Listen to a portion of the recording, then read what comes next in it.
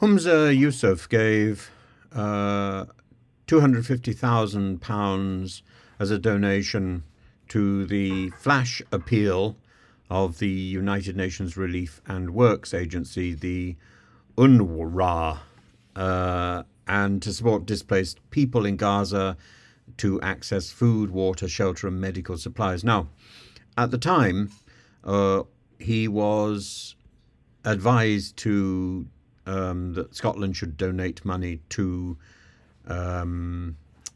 UNICEF, a different UN agency that was recommended by the by his staff, and but he was about to meet, I think, UNRWA officials, and the Conservative Scottish MSP Stephen Carr, who sits on the Standards Committee, said the First Minister had some serious explaining to do and may very well have broken the Scottish ministerial code. Mr. Yousaf denied that the donation was connected to his family, who of course had been visiting Gaza at the time of the Hamas assault and were trapped in Gaza for some weeks, and were in a terrifying time, and it must have been very difficult for his for his family and for him, and particularly for his wife. The record shows that the First Minister's actions were consistent with his obligations towards openness and honesty in the Scottish Ministerial Code.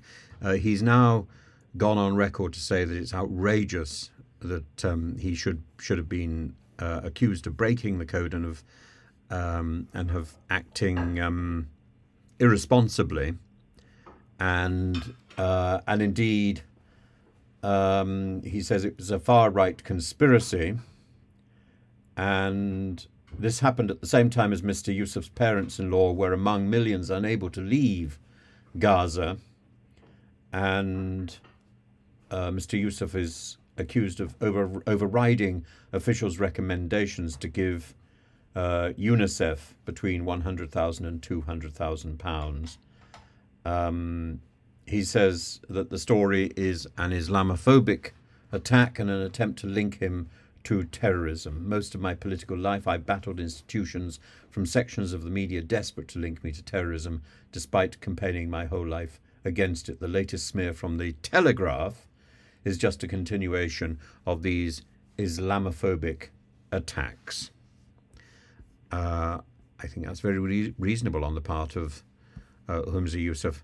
I've looked at the Telegraph report. It seems to be a series of allegations without very much credibility attached to them. And I don't think it's helped by the fact that UNRWA has sacked many of its employees, and that there's been a crisis connected to that part of the UN agency system, but that postdates Humza Yousaf's donation on behalf of Scotland.